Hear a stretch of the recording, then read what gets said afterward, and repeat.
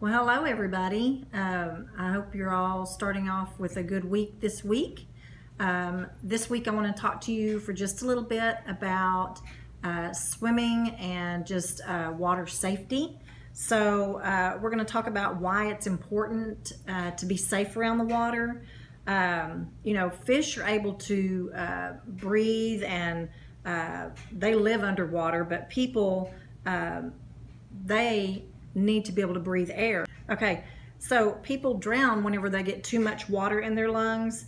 And when this happens, the lungs can't get oxygen into the blood. And so then too little oxygen gets to the brain and the rest of the body, and that's how someone drowns. Drowning is the second most common cause of death from injuries among kiddos that are 14 years old and younger. It can happen really fast, sometimes in less than 2 minutes. So that leaves very little time for someone to be able to help. Many drownings or near drownings happen when kids accidentally fall into a pool or into water, but they can happen anywhere. Accidents can happen at home or at someone else's home, and that's why you need to know how to be safe around the water. Swimming pools are awesome. And it's fun to be in the pool when it's hot and you're out in the sun, but it's important to remember that the sides and the bottom of the pool are made out of concrete, and that's a very hard rock material. So if you slip or fall, it could be very painful and even dangerous. Also, I don't know if you've ever noticed the big numbers that are painted on the side of the pool. Those are called depth markers, and they let you know how deep the water is at the point where you are. So you should always look before you jump into the pool. Also, diving should be done off of a diving board. Never dive off the side of a pool unless there's an adult that says that the water is deep enough. The water may be more shallow than you think, and if you hit bottom, ouch, you could really hurt yourself, get you knock yourself out, or maybe get a cut or something like that. So you really need to make sure that you know the depth of the water whenever you're jumping or diving into the pool.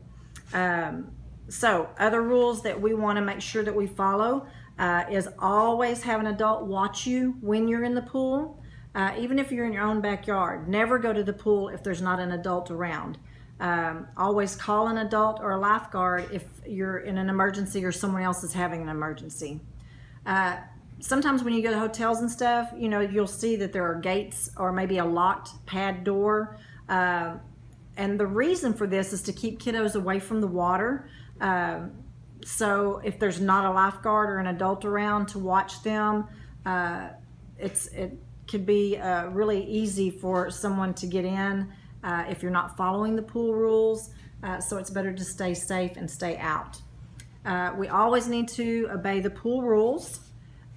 It's better to swim with a buddy. It's better to not be in the water by yourself. If you're learning to swim, ask mom or dad to make sure that your flotation devices are Coast Guard approved. Don't run around the pool. Always walk slowly when you're in the pool area. Swim at a depth that's safe for you. If you're just learning to swim, stay more in the shallow end. Don't push or jump on others. You could accidentally hurt someone or yourself. And also, toys to help you float come in many shapes and sizes: inner tubes, air mattresses, beach balls. Those are some of the examples. And even though they're fun and they can help you when you're learning to swim, they cannot save your life, okay? So toys can lose their air or float away. So make sure that you have the proper flotation devices when you're learning to swim, especially, okay? Now we're going to talk about lakes and ponds. Lots of kids like to get in the streams and lakes or ponds, and we need to make sure that we take extra care whenever we're swimming in these beautiful places, because you can't always see the bottom of a lake or pond, and so you don't always know how deep it is in those areas. Another reason to always have an adult with you whenever you're at a place like that.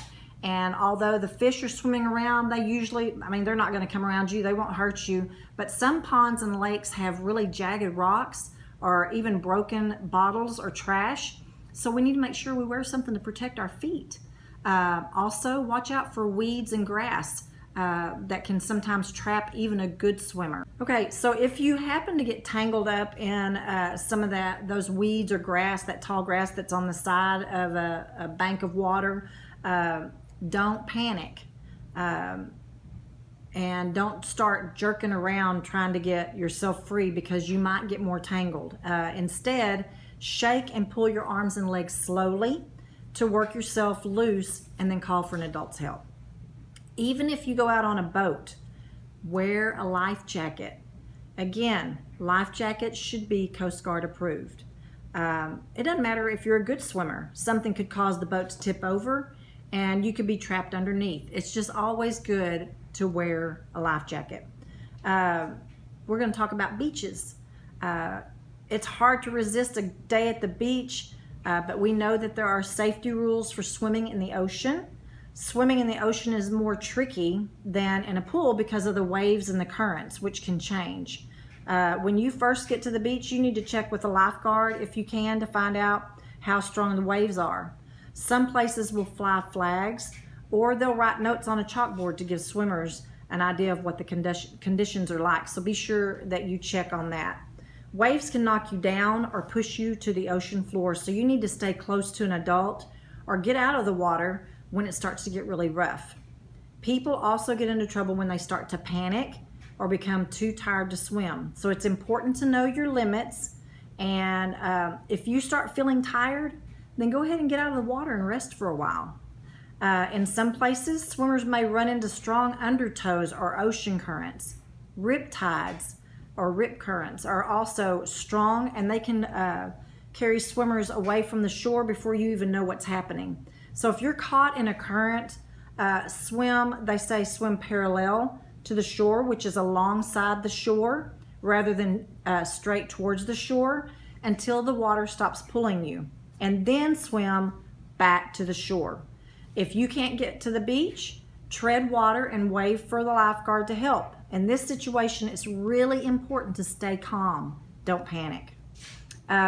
You're probably not going to see any sharks, although a friendly dolphin may splash by when you're swimming, but you might run into some jellyfish or Portuguese man-o-wars. I've never stepped on one, but these umbrella-shaped, nearly clear animals can grow as large as several feet in diameter, and they are often found floating near the shore. Getting stung is no fun. It can hurt and it can blister your skin, so if you get stung, tell an adult as soon as possible. Other rules that we need to follow at the beach: never swim alone. Always swim where a lifeguard can see you, and in the areas that are marked for swimmer use. If there's not a lifeguard, then obviously you need to be with an adult or with your parents. Wear protective footwear because the surfaces can be rough and rocky. Don't swim out too far, because when you're in the ocean, even in the lake, sometimes you can walk out really far and it will be like to your knees, and then maybe to your waist, and then all of a sudden it could just drop. The floor will drop. So you need to be careful and be aware of your surroundings. Never pretend to be drowning. A lifeguard or adults may take you seriously. Don't swim too close to the piers. Those are big wooden structures that jut out on the water. If the water moves suddenly, you could hit a piling or a rock and get hurt. Make sure that you're storing your drinks in plastic containers at the beach, because broken glass on bare feet, ooh, that could be painful. And then face the waves whenever you're going out instead of turning your back on them. That way you'll know what's coming. All right, now we're going to talk about water parks. Kids love water parks. I love water parks. And they've got all kinds of attractions. They've got wave pools, giant slides, squirting fountains, and it's all a lot of fun. But to stay safe, we need to find out about what each attraction is like and how deep the water is. Some wave pools can get really rough, so it's a good idea to have an adult nearby. Other water park safety tips: wear a life jacket. If you don't know how to swim or you're not a very strong swimmer, you're gonna have a lot more fun if you wear a life jacket, okay? Read all the signs before going on the rides. Make sure that you're tall enough or old enough and don't have any medical conditions that would require you to not be on that ride. If you have any questions, check with your parent or a lifeguard. There are reasons why they want you to be a certain height or to weigh a certain amount, and that's to keep you safe. Always make sure there's a lifeguard at each ride and listen to his or her instructions.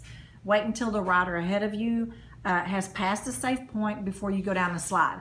Usually the water park, the lifeguards will keep an eye on that and make sure that you don't go before it's your turn and before it's safe, okay? Always go down the water slide face up, feet first, just like the slide on the playground when we talk about that. It's just safer to go feet first, face up, okay? This is safe and the correct way to ride. And then when you go from ride to ride, don't run because it can be slippery. Also, remember that each ride is different, so read each sign and note how deep the water is in the pool. Okay, but some kids, they say, but I already know how to swim. I don't need to wear a life jacket.